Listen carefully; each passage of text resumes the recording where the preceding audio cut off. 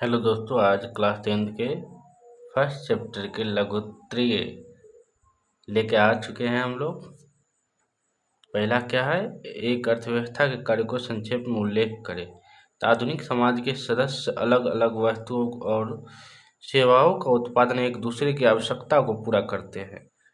हाँ, अर्थव्यवस्था ही वह सामाजिक व्यवस्था है जो किसी देश या क्षेत्र के नागरिकों की आवश्यकता की पूर्ति के लिए उनकी आर्थिक क्रियाओं का समन्वय स्थापित करता है। तो आजकल इतना डिमांड हो गया, आवश्यकता हो गया मनुष्य को कि स्वतः प्राप्त नहीं कर सकता है, सब एक दूसरे पर निर्भर रहता है। हाँ, राष्ट्रीय आय क्या है? किसी भी राष्ट्र की अर्थव्यवस्था द्वारा पूरे वर्ष में उत्पादित वस्तु और सेवाओं के शुद्ध मूल्य के योग को राष्ट्रीय आय कहते हैं।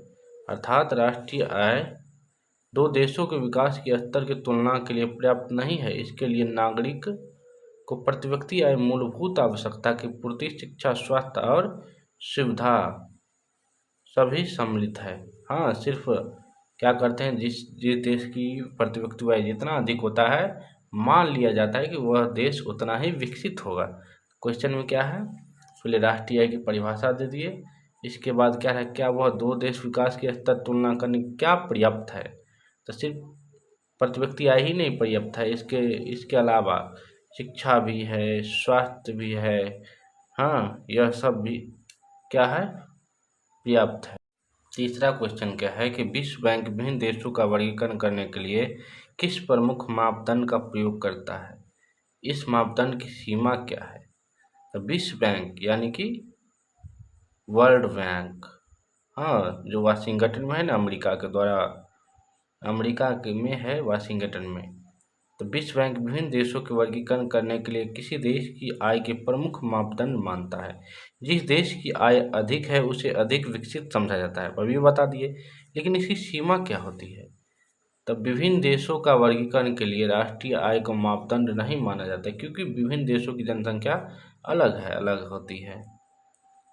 हाँ, तो ये नहीं कि ज़्यादा जनसंख्या है तो ज़्यादा उस देश की आय है, इसका मतलब धनिक है, उससे ज़्यादा तो नहीं है। हाँ, जैसे भारत बट न जाता है। औसत अथवा प्रति व्यक्ति आय क्या है? औसत को ही प्रति व्यक्ति आय कहते हैं। इतना हो गया। अब क्वेश्चन देखिए, दोबारा क्वेश्चन पूछ रहा है कि विश्व बैंक के आधार पर विभिन्न देशों को किस प्रकार वर्गीकरण किया है। एक ही क्वेश्चन में दो क्वेश्चन डाल दिया है। प्रति व्यक्ति आय किसी देश या राज्य की स्थिति व्यक्ति की औसत आय होती है। इसका अनुमान उन क्षेत्रों में रहने वाले सभी लोगों की आय को जोड़ को क्षेत्रों की कुल जनसंख्या से विभाजित लगाया जाता है, उसी को क्या कहता है, औसत आय। यानी कि कुल कमाएं जो देश की हुआ या राज्य की हुआ, सो बट्टा कुल जनसंख्या, इसे भाग दिया जाता है, तब क्या होता है, औसत या प्रति व्यक्ति आय का निकलना क्या है। विकास को मापने का संयुक्त राष्ट्र विकास कार्यक्रम मापदंड किस प्रकार विश्व बैंक के मापदंड से अलग है? विश्व बैंक महत्वपूर्ण संस्थान है एक। हाँ, इस आप लोगों को तो इतना नहीं दिया है। हाँ, लेकिन आगे जाइएगा, जैसे हम लोग पीजी कर रहे हैं, तो पीजी में लगभग 4 पन्ना लिखना पड़ता है, 5 पन्ना इतना लिखना पड़ता है सिर्फ विश्व बैंक के बारे में। हाँ, तो संयुक्त राष्ट्र विकास कार्यक्रम यूएनडीपी मापदंड किसी भी देश की तुलना देश के लोगों के शैक्षिक स्तर और प्रति व्यक्ति आय के आधार पर करता है, जबकि विकास को मापने का विश्व बैंक का मापदंड केवल प्रति व्यक्ति आय एवं राष्ट्रीय आय है। नेक्स्ट क्वेश्चन, हम औसत का प्रयोग क्यों करते हैं? इसका प्रयोग की क्या सीमाएं हैं? विकास से जुड़े उदाहरण द्वारा स्पष्ट करें। तो हम औसत का प्रयोग करते हैं क्योंकि दो देशों की आर्थिक स्थिति को जानने का सबसे सरल मापदंड है। सीमाएं औसत आयु प्रतिस्पर्धा के लिए उपयोग से हमें यह नहीं बताती कि लोग के बीच यह आय कितनी धारणीयता क्या होता है। तो विकास का मतलब केवल वर्तमान को खुशहाल बनाना नहीं है, बल्कि आने वाली पीढ़ियों के लिए एक बेहतर भविष्य बनाना भी है। तो धारणीयता का मतलब होता है विकास करना जो आने वाले कई वर्षों तक सतत चलता रहे, और यह सब संभव है जब तक हम संसाधनों को विवेकपूर्ण उपयोग करें। आर्थिक विकास के प्रमुख कारक का उल्लेख करें। तो आर्थिक विकास के निर्धारक कारक मुख्यतः आर्थिक कारक और गैर आर्थिक कारक है, दो गो है। एगो आर्थिक कारक और दूसरा गैर आर्थिक कारक। आर्थिक कारक मुख्यतः प्राकृतिक संसाधन, पूंजी निर्माण, पूंजी, हाँ, उत्पाद अनुपात और तकनीक विकास है। लेकिन गैर आर्थिक में क्या होता है, धार्मिक, राजनीतिक, सामाजिक संस्थाएं महत्वपूर्ण है।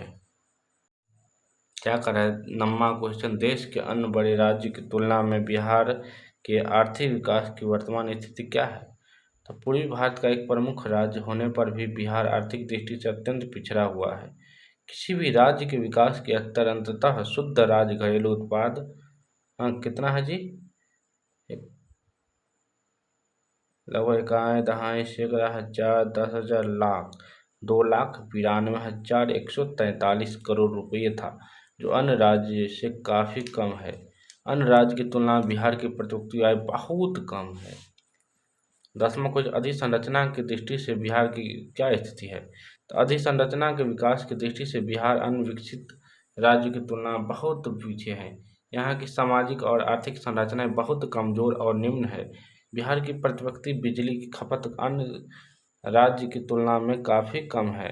भारत की साक्षरता दर 73%, लेकिन बिहार की साक्षरता दर केवल, हाँ, 61.8% ही है। बिहार में सड़क की स्थिति काफ़ी दयनीय है। कारण क्या है, बिहार में ना अधिकतर देखते होंगे जातिवाद चुनाव होता है, जनता खुद है इसके जिम्मेदार। 11 नंबर क्या कर रहा है, बिहार में विकास की भावी संभावनाएं है। तो हम जानते हैं बिहार में तो है कुछ नहीं, लेकिन कृषि योग्य भूमि बहुत अच्छा है, इसका अत्यंत संभावना है, क्योंकि यहाँ की भूमि अत्यंत उपजाऊ है। जल संसाधन के रूप में भी संसाधन बहुमूल्य है। हाँ, पूरा नेपाल की जो पानी है वो बिहार से होकर बहती है। एक व्यक्ति ने कहा था यदि बिहार की भूमि मिल जाए ना तो उसमें हम सोना उगाएंगे। सोना का मतलब वो सोना पहनने वाला मत समझिएगा, हाँ, भावना को पकड़िए। चलो इसमें क्या कर रहा है, तो व्यावसायिक फसल का भी खेती होता है, जिसमें जूट हो गया, गन्ना हो गया, हाँ। और चलिए 12 क्या है, हमारी मूलभूत आवश्यकता के विकास से क्या संबंध है। तो आवश्यकता का विकास से बहुत बड़ा घनिष्ठ संबंध है। मनुष्य आवश्यकता से प्रेरित होकर विकास का प्रयास करता है। जो सब आवश्यकता होती है वही मनुष्य दिन पर दिन विकास करते रहता है। तो मानव की मूलभूत आवश्यकता उसमें से है शिक्षा, आवास, भोजन, स्वास्थ्य, पोशाक इत्यादि।